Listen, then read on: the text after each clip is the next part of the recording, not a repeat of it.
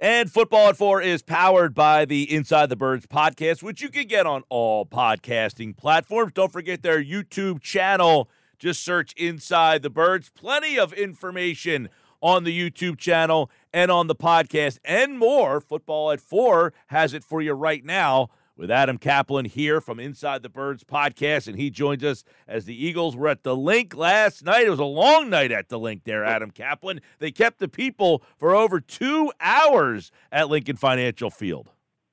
Yeah, Mike, it was interesting. So my day started with the Ravens in the middle afternoon. John Harbaugh and Mike Tomlin run the longest practices, always. They're usually around 2.5 hours, and this one with the Ravens.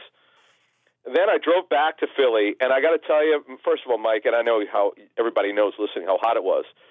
So I checked the temperature at 6:30. It was 97 degrees. And here's the other thing, Mike. The players were in pads. Oh, the crowd was, they estimated 50,000. We all in the press box didn't think it was 50,000. But anyway, it was a great crowd, very loud. And it was, Mike, I mean, I'm pretty certain of this. This is Sirianni's longest practice of his coaching career, and we've kind of made fun of how short the practices have been in years past. We noted before training camp started what we were told they're going to be longer. They sure were and have been. They're generally around an hour and 20, an hour to an hour and 40. But this one, someone could correct me if they could remember that there was one longer, but I don't remember one more than 2 hours. So anyway, this one was around 2 hours, and we'll start it off, Mike. The offense was clearly ahead of the defense once again. Yeah, I know it's hot. It's hot out there. It's a muggy night. It's tough for the guys, but for over 2 hours, as you mentioned. Real quick on that, it seems that Sirianni is making some tweaks and some things, doing things differently than he has kind of done his first 3 years here. Yeah, now I'm pretty certain he's done this at least one other time, and I believe it was also for a practice at the Link with the fans. It was just kind of like in the middle of practice. Dave Spadaro, who's doing the PA announcing for this practice, Dave from the Eagles, he goes, okay, the third team defense is going to go live, which means tackling. Whenever Eagles don't do it anymore, but when I go to various camps, they go, oh, we're going to go live. I'm like, wow, they're actually going to tackle. Well, the third team was just tackling. I don't know if they did it for the fans. I honestly, I don't know why they did it, but they did. It was only for a couple minutes. For a short tackling period against the third-team offense. Well, that was interesting, Mike. I did not expect that. Getting long practice, we mentioned how hot and humid it was. And remember, these guys are in pads. These guys were in pads, and those numbers for the defensive players, man, it was hard to make them out with the fluorescent numbers. But we got down there, we should mention before we get started. We were there for warm-ups. We were there for about a half an hour, and then they made us go upstairs. But you worry about the injuries, Mike, with the offensive line. That's why they signed Nick Gates, who I mentioned when we talked Tuesday. Nick Gates here, I didn't see him last night, but I'm sure he'll be on the practice field when they return on Sunday. Remember, they had a walkthrough today, and they have off tomorrow, and then they're back to practice on Sunday. Right. All right. So you mentioned a couple moments ago about the offense dominating here. Give us some insight on what the offense looked like. Everybody's kind of wondering, is this offense going to look different with Kellen Moore? Are we going to see a little different? They dominated. Who stood out? Yeah, Mike, this offense, you remember, and I know why you had to ask me this. You asked me in OTAs, what's wrong with the offense? Should we be concerned? I said, absolutely not. It's a new offense. You got to give it time. Don't worry about it. And I said, by mid-August, if the offense is still struggling, then we have a problem. Well, Mike, someone got the memo because the offense, once again, dominated. Jalen Hurts has had a great camp. There's no question about it. Lit it up against the first-team defense. Even when he went against the twos, he did well. He did really well. Barkley looked really good. Kenny Gainwell is really come on. He had one of his best practices here this season, this preseason and training camp. Gainwell, we've talked about a lot. You worry about the explosiveness. He's a good pass catcher. He's a good pass protector. Will Shipley, clearly, he's got more juice in him in a short area. But Gainwell, I remember writing this down. I've not seen him do this before. Now I have to explain this to give your listeners a visual. So in open space where linebackers have to make plays, Nakobe Dean overruns it. He goes too far right. Gainwell saw it, and he juked him and went left. And everyone went, ooh, and ah. You hear the fans saw it. We in the press box go, oh, wow, how about that? And then Gainwell went on a wheel route later against the Kobe Dean. But what I try to tell people is you better be careful saying a guy had a bad practice unless you have access to coaching tape, or if you're talking to the front office or coaches and they tell you the guy had a bad practice. I know Dean had some struggles in his practice. I don't know how he did every play. I don't chart it, and I don't have access to watch their tape together with the coaches. So I'm very careful to say a guy had a bad practice. I'm just saying Kobe had some plays he'd like to have back. There's no question about it. And quite frankly, I know Devin White has played the most snaps or practiced the most snaps, Mike, in training camp at inside backer. None of them have really been that good. I mean, Trotter's flashed a little bit. Ben Van Sumer's flashed a little bit, but there's not one guy you go, wow, this guy's been dominant at training at inside backer. That's not happened. Adam Caplan, Football at 4. A couple other things that happened. I guess Mekhi Becton, everybody's kind of wondering what's his deal, what's his role, where is he lining up, where was he last night? I understand a couple things as we get into Becton. Remember, the first and second team were not tackling, so it's kind of weird. Like, Becton, again, at right guard, filling for Tyler Steen. Their hope is that Tyler Steen returns next week from his ankle injury. Becton's getting more and more comfortable at right guard. This was never their plan for him to potentially be the starting right guard against Green Bay. Well, guess what, Mike? I'm not ruling it out. The longer Tyler Steen is out and the more comfortable Becton gets in there, you gotta start talking about it. It now becomes a story, Mike. When Moshe broke the story on when Jeff broke it on our show, I don't want to say I dismissed it. I'm like, well, it sounds like a Jeff Stoutland special here, and hopefully this will help him make the team. Who knew 3 months ago that this would be a much bigger story? This has been fascinating. Obviously, Steen being out helps him. He's already lined up at left guard for Dickerson. He's also lined up at right tackle. I'm interested to see on Sunday's practice and as we get through next week. And then, Mike, the following week, they have the joint practice with the Patriots, and then they have the preseason game. We'll see where Becton lines up. Then Brett Toth, Dickerson was out with this knee problem, and I thought it was funny that Lane Johnson wore Dickerson's 69 jersey. I wonder why he did that. Now, I guess they're the same size. That was really odd. It's kind of funny.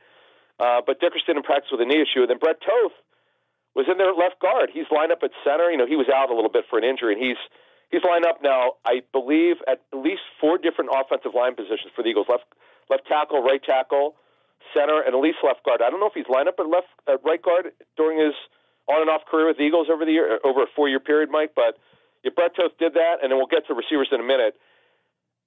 Where I would say, Mike, there were a couple of practices where the offensive line got handled by the Eagles' defensive line, mostly because of the interior offensive line issues at guard specifically, because guys have been out. But even with guys out, it didn't. Both projected. Well, Dickerson started. When you look at Steen, he's projected to start. It's not a lock. With those guys out, I was surprised. The Eagles' offensive line absolutely handled the defensive front for Vic Fangio. Yeah, well, a lot there. Becton, just a mammoth of a man, opening up holes, and obviously that's the one big story, that right guard spot. And obviously, if he can win that spot there, that would be interesting to see what they do with Steen after that. Does he kind of become, does he move back into a swing tackle role, or is he the interior? I doubt it. No, Mike, they want him to start. I mean, now what they'll do is, once Steen is ready to go, he goes back in. He's going to be a right guard, but here's the question: are they going to start splitting the reps? This is, Mike. This is never their plan, right? For Becton to practice so much at right guard. Just that there's a saying in coaching: injury provides opportunity. I'll tell you what, man. Talent stands out sometimes, and you see a man that talented that can handle it. You wonder if that changes the mindset of what You said they want Steen to start, or do they now want Becton to start? Well, they don't, Mike. They never say, "Oh yeah, we want Becton to start." That's never been their plan. They don't think like that. Sure. But what they do is adjust their thinking. This is what you're talking about. Do they now? And it's absolutely must be talked about. Do they give Becton an equal shot when Steen's ready? Do they just say, "Okay, guys, we're going to split the reps of the ones at right guard"? Do they do that? Is Brett Toth going to compete for the top backup center or backup guard job? Fred Johnson's clearly the backup left tackle. Becton obviously can back up right or left tackle. He was right last year for them, for the Jets. So, and then where's Matt Hennessy? Matt Hennessy was lining up at guard last night with the twos. See, that we don't know because there's so much change going on, and a guy that they're very high on Aneem Dankwa, who's a 6'7.5" undrafted free agent of Howard, Mike. They've lined him up as a backup right tackle. If you're looking for a long shot to make the team, obviously even if he makes, there'd be times he wouldn't play, probably wouldn't dress most games. But this is a guy that's very fascinating. He's one of the teams we spoke with about him said he had the 5th longest arms for this draft, and you never know, man. With Statlin's track record of developing these guys no one's ever heard of, this could be a good story. All right, let's go to the third wide receiver. Last night, you had Nick Sirianni kind of break down a little bit of the third wide receivers. He talked about each one kind of individually. You know, he said Johnny Wilson's blocking, Paris Campbell's ability to run with the ball, Britton Covey's ability in the slot, John Ross's speed. So how do you see that third wide receiver shaking out? All right, so Mike, this third receiver job has not gone anything like I thought it would. Well, it did for the first 3 days of practice. There was no competition. I mean, really, it was Paris Campbell was the clear 3, and then we just started last Saturday, 6 days ago. It all started with Johnny Wilson. Johnny Wilson lined up as their most used inside receiver, a position he's really not supposed to be playing because of his body. He's more of a what we call an X receiver, big body receiver, contested catch, get separation late on the route. He's really not a possession short area receiver where you just talked about it. Wilson has certainly been the best blocker of the 4 you mentioned. Those are the 4 guys that are competing for the number 3 job. Ross has shown the ability to catch the short to intermediate routes, which has never really been his game, but he's done a lot of that here, and he's looked good. Covey's been a great story. His best practice as an Eagle last Saturday. I was there. I was blown away by how good he looked. He's also small. He's only 5'8", but he's got great short area quickness. He had a great practice last night at the Link. And Paris Campbell has got the most experience of this group in terms of playing inside. And I don't know what he's got left, Mike. The more we see him, the more I question where he's at in his career. I know he's got a lot of miles that he's put on his body. He's had a lot of injuries. He got benched, as we first reported on Inside the Birds. When they signed him, he was benched for practice performance. Had nothing to do with game performance. Then Paris is very open about his struggles. I give him very good credit. Go on the record. It's a great interview you did with the media last week. I encourage people to go listen to it. I wish him well, but I don't know. I would agree with what Sirianni said based on what I know and what we've talked about on Football at 4. I don't think they know who the number 3 is. It could now. You can't. I don't know if they'll keep all of them. And Paris Campbell's not making a lot of money. And John Ross is the best deep threat. And Wilson was drafted. And Covey is one of the best punt returners in football. And he could really help them as a slot receiver.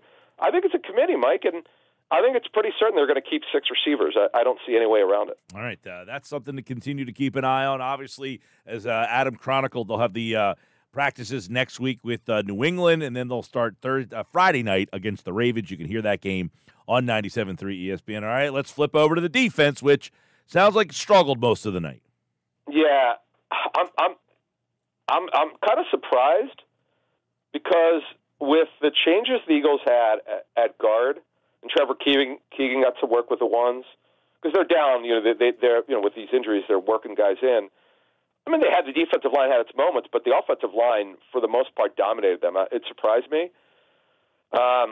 Just the lack of consistent pass rush. They did blitz a little bit. I know they've been blitzing lately more than we probably expected in training camp. It's really not. Vic Fangio's never really done that.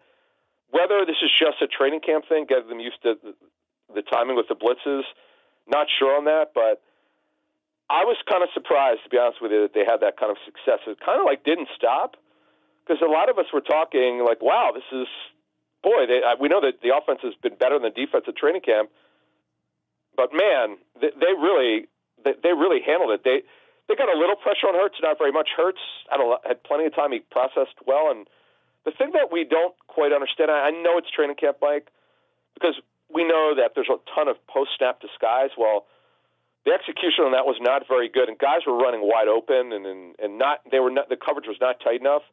I thought the front seven just was not good enough, and we mentioned earlier in this talk today, the inside backers did not have a good day, particularly the first 2 levels of that group. It's funny again, before we get to the back end. We all just assumed Devin White would start with Zach Bond and Dean would be the third guy. And remember, we should have mentioned Burks, who they signed to a 1-year deal. He hasn't practiced since the first day with that knee injury. He's a guy who would also help them factor in. He's a pretty good player. I'm not putting anyone in Penn yet starting an inside back. I'm just not going to do it because I'm not seeing good enough play, quite frankly, from this group. Yeah, the linebacking core, a lot of people talking about what that's going to shake out like. As Nakobe Dean, you talked about a little earlier. What's Devin White going to – what version of Devin White is this team going to get? And are any of those wild cards good enough to kind of usurp one of those? The D-backs, safeties, and corners been a huge story. Mini camps, now entering camp. Are we starting to see a more clear picture there? Well, opposite Slay, it's really been the same guys, Ringo and Isaiah Rodgers. Rodgers, I believe, was the first guy up with the ones. No one's won that job. See, they're not playing Mitchell yet as a true outside corner. That's coming. That'll eventually happen. And he'll eventually work with the ones, but it hasn't happened yet. So you can't declare anyone a winner until Mitchell gets work there. Now, again, Mitchell was a first-round pick. He's looked very good playing inside. It's a position he's not played a lot of in his career at Toledo, but he's done a good job. He's a fascinating player. He's just really, really talented. We're just waiting till they start lining him up with the ones opposite Slay. But, again, it hadn't happened yet. And I think the pass rush hurt them, Mike, to be honest with you. I think guys lost some of the receivers in coverage. There's too much open space, there was a lack of discipline. And, by the way, Bradbury's still running with the number 2 safeties. He's not, to my knowledge, he's not lined up a corner. Nolan Smith has had a good camp, didn't really do much last night. I know people have some questions about him. Patrick Johnson is a really good special teams player, doesn't play much on defense. He got some work with the 2s. Jalex Hunt, he flashes every practice. I know he's a project, but I'll be interested to see if he can get some snaps with the 2s going forward here. But, yeah, that's pretty much it, Mike. Again, just to summarize this, the offense really handled them last night to the point where, man, if they went even longer, maybe the offense would have had 15 touchdowns. I think they might have had 11 or 12 or something. But it was kind of like, wow, okay, well, I get it. It's only one practice, and the offense has been better. Although, the previous 2 practices, the defense is a little better than the offense. So you never know. All right, well, it was good to see live football back at Lincoln Financial Field last night. Big crowd out to watch Eagles practice in the heat. They'll continue the walkthrough done today, off tomorrow, back on Sunday, and then all next week. We got you covered here on Football at 4. Don't forget the Inside the Birds podcast. You can get on all podcasting platforms. Also, their YouTube content. I know you guys, Adam, are going to be doing a lot more on the Patreon. It's going to be a big year for you guys over there. It looks like another big Eagle season on the horizon. Yeah, appreciate it, Mike. Yeah, we just started on August 1st our upgraded Patreon. We've got 3 levels of it. We appreciate all the people, all the support. It really helps us keep going. And yeah, it's going to be a big year. And we had a big announcement of some people are going to be with us this season. We'll have more to come. Check that out at patreon.com/InsideTheBirds. All right, Adam Caplan, everybody. Enjoy the weekend, bud.